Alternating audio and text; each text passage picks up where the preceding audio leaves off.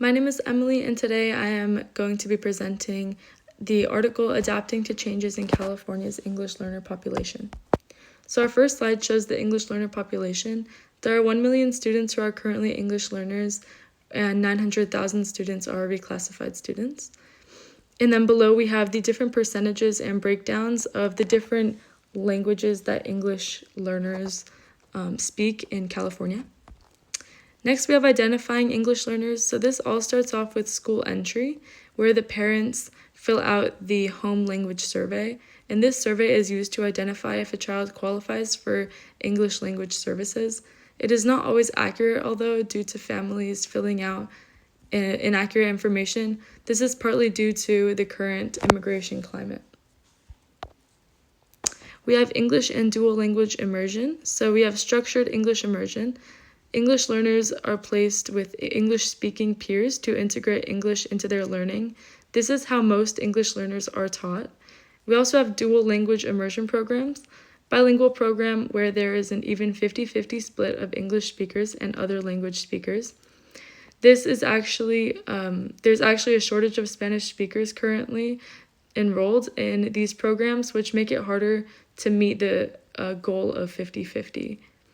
Also, California enrolled 18% of English learners in bilingual education programs, whereas Texas is enrolling 38%. Shortages of trained bilingual teachers.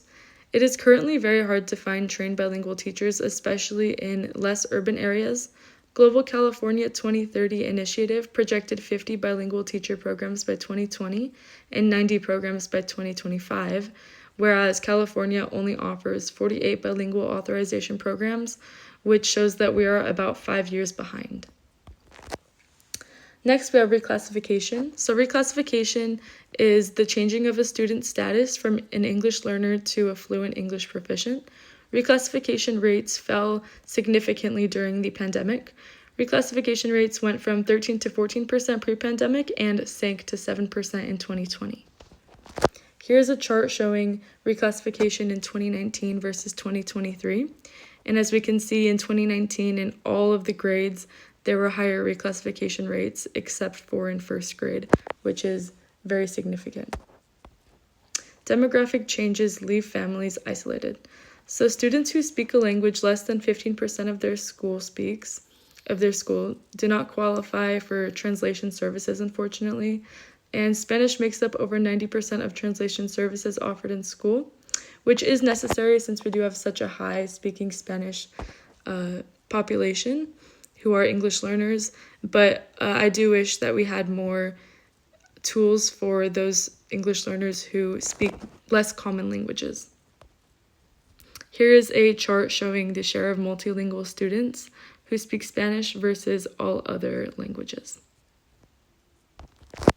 Lastly, we have policies. Improved English Learner Identification Screener is implemented in all districts by this school year, and updated assessments are used to identify TK English learners.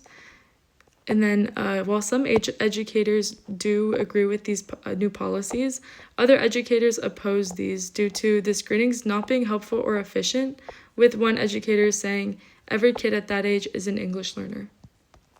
And that is all. Thank you so much for watching.